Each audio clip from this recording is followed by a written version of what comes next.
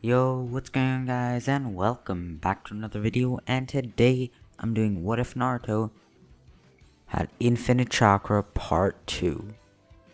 Last time we left off after Naruto and his Team 7, well, his teammates, I guess, finished a bunch of D-rank missions and have now been assigned their first C rank.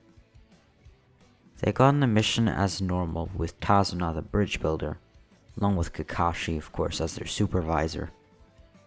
Everything goes as regular until the two demon brothers attack.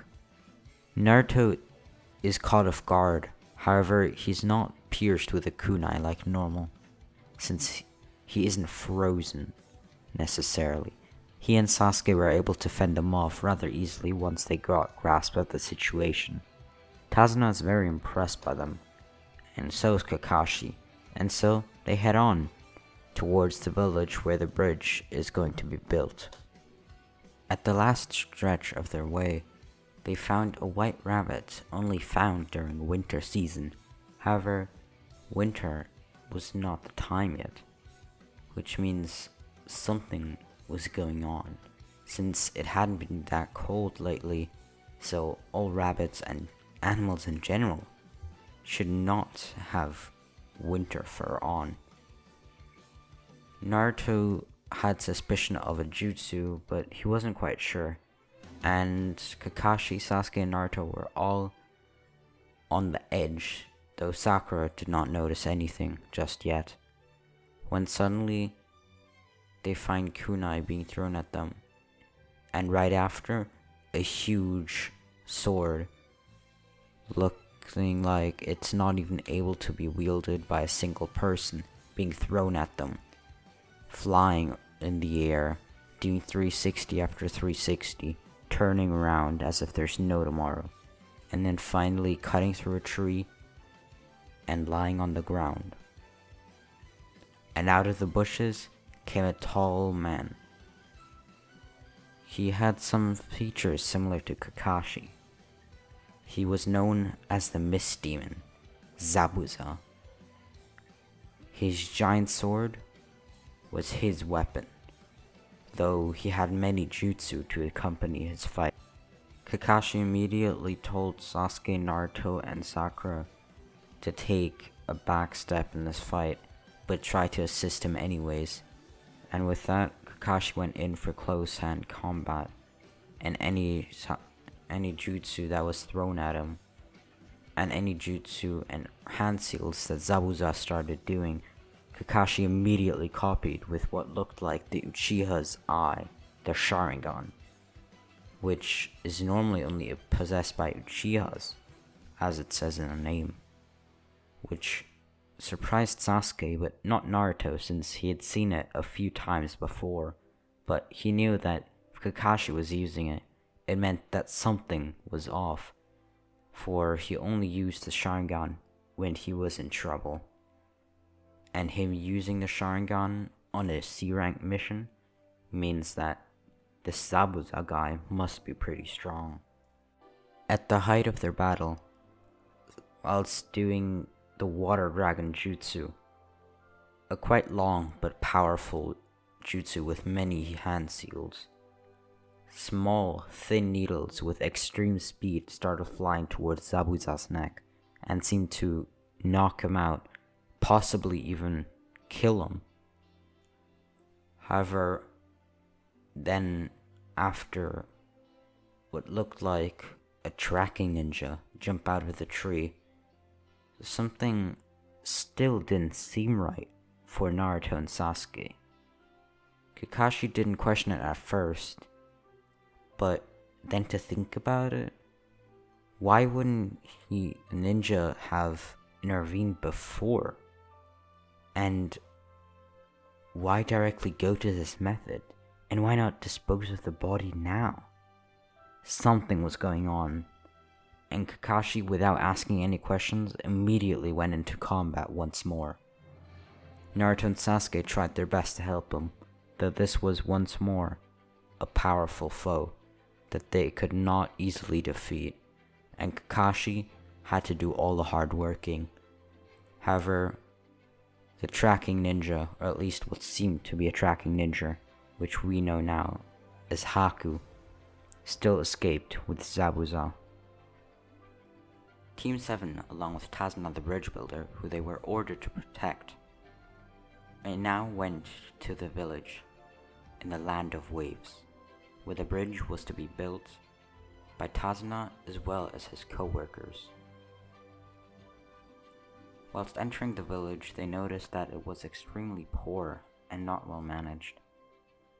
However, there was nothing they could do about it, since after investigating a little bit, they found out that there was almost a mafia boss leading the village and holding it under his foot, which destroyed not just the village, but also the people's hearts. The village was being held hostage almost, yet Naruto wanted to save it and protect everyone, for the village to find new light and peace to return.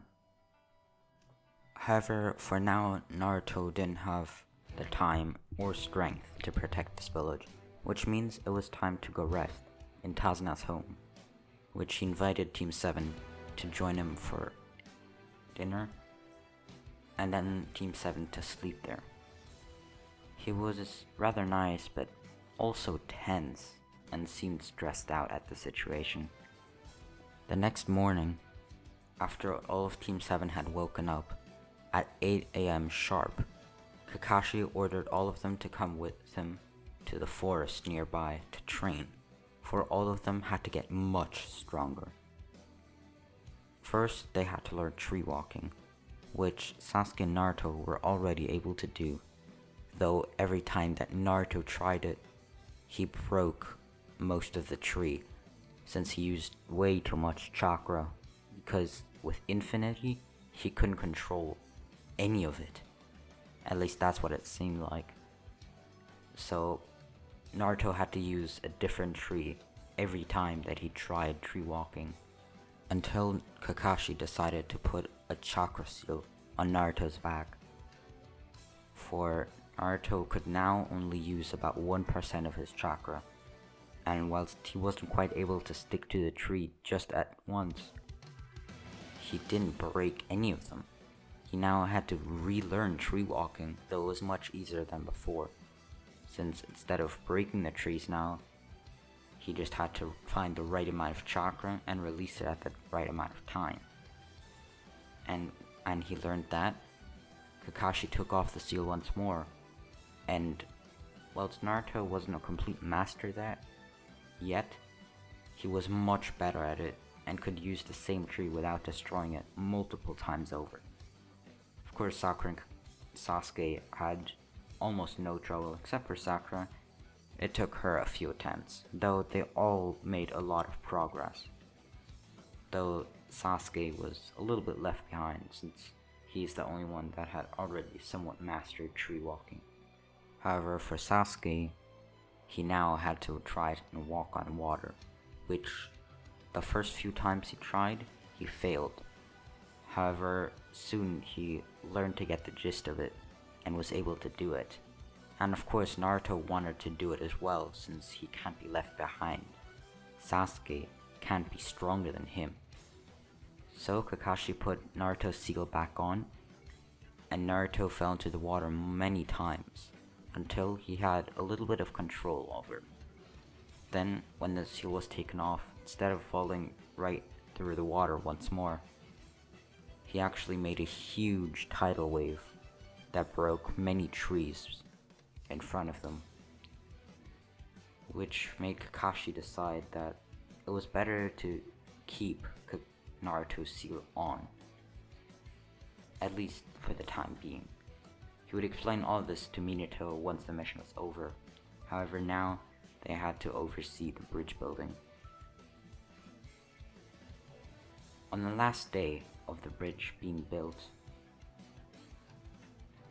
Zabuza and Haku, as well as a few others, were seen again. However, the others tried to hide, at least for the time being. However, Kakashi, Naruto, and Sasuke were able to sense them.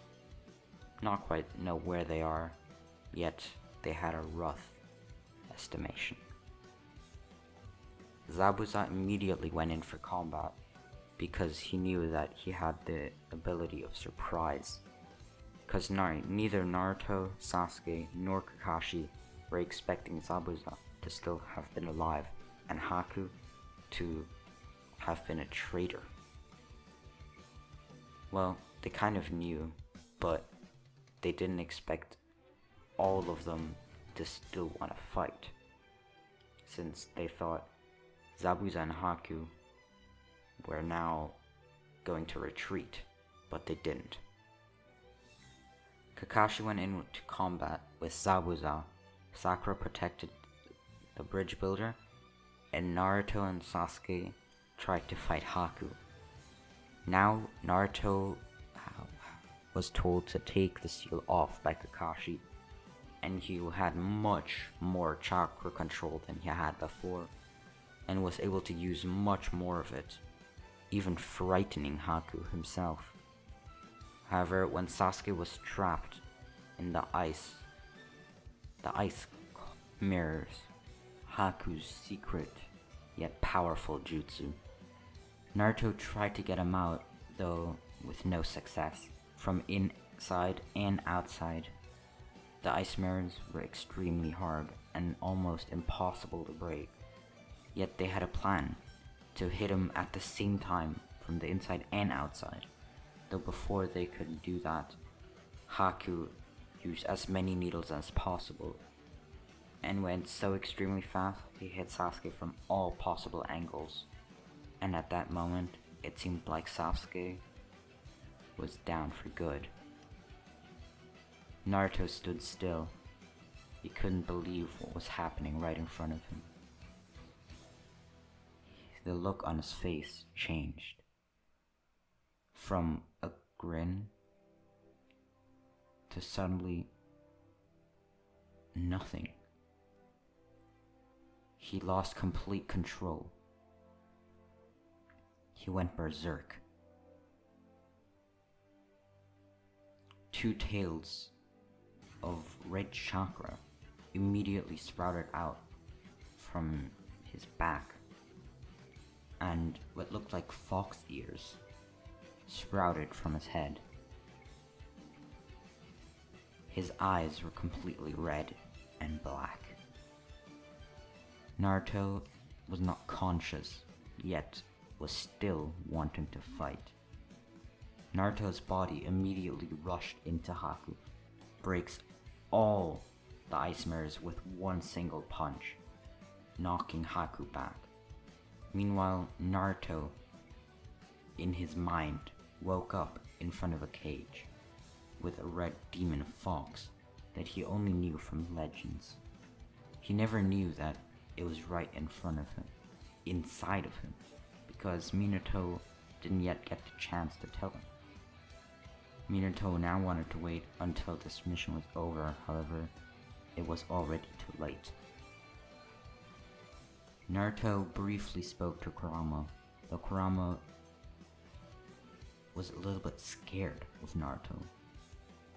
Whilst he couldn't yet use it, Kurama sensed a ginormous amount of chakra, unnatural chakra for a human at least, inside of this small boy.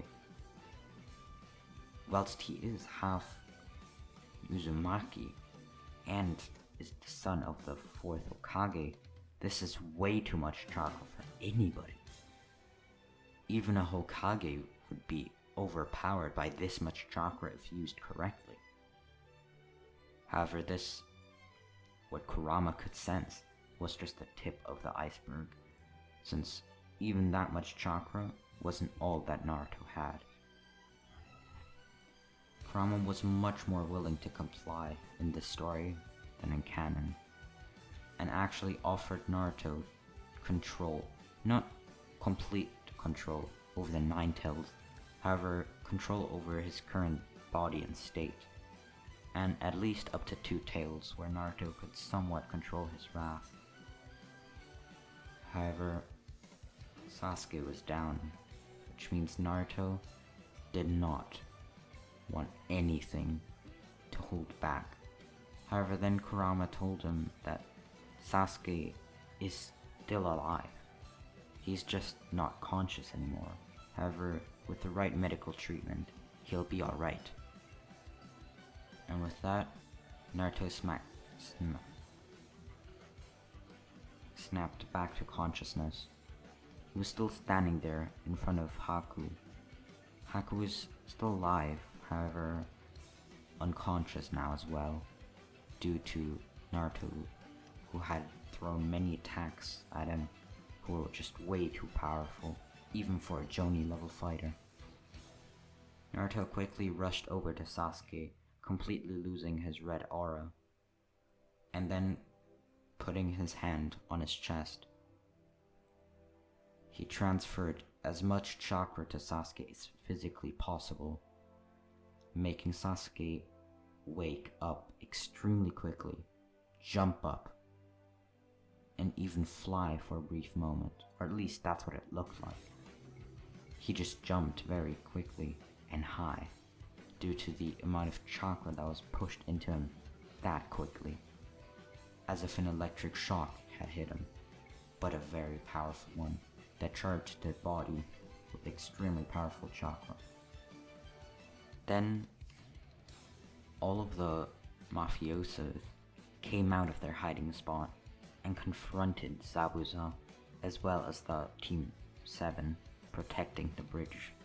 They didn't want anything to do with them anymore, since they'd seen Naruto going berserk, which scared all of them, except for their boss. The boss demanded Zabuza to keep fighting and destroy all of them, though Zabuza had no chance. He could barely overpower Kakashi alone. However, Naruto, Sasuke, and Sakura helping him, Zabuza could not defeat Team 7, even with the Mafia's help.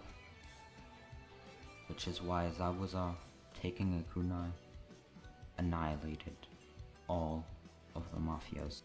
A few hours later, Sasuke was now resting back at the bridge builder's house, where he was being treated by his daughter. He still had a few scratches, but he seemed to be completely fine, especially with the chakra boost.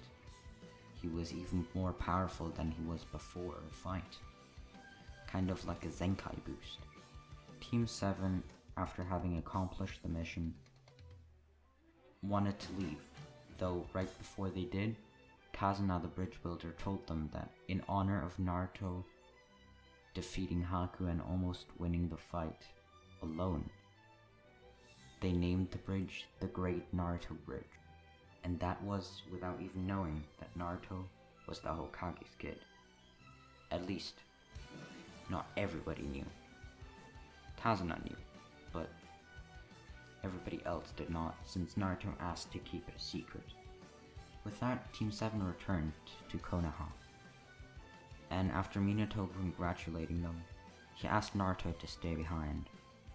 However, Naruto already had a suspicion of why, and Minato had sensed the Nine-Tails chakra, which is why now more than ever he had to tell Naruto what exactly went on. So Minato told Naruto the truth of what happened on his birthday, his first birthday, the day he was really born, and how his mother came to pass. After that, about a week passed, but then Naruto, getting over his feelings and what he found out from Minato's story, he wanted to become stronger than ever, so that something like that would happen to Sasuke would never happen again, which is why he wanted to talk to one of the Uchihas. They were extremely powerful, not just with their Sharingan, but with their speed and precision. And there was only one person that truly embodied the Uchiha spirit. It wasn't a Itachi Shisui Uchiha. You could argue that he was one of the strongest Uchiha, though that was not the reason that Naruto chose him. He wanted to become quick, like his father, but at the same time, Shisui felt similar to Naruto. He thought similarly, and he behaved similarly. Naruto thought that they could match up, and with that, Shisui accepted his proposal. Not because he's the Hokage's kid, but because Shisui saw that there was some form of potential inside of Naruto. And with that, Naruto became Shisui Uchiha's apprentice. That's where I'm going to leave off the video though. I hope you enjoyed. Make sure to like, subscribe, and I'll see you in the next one. Peace!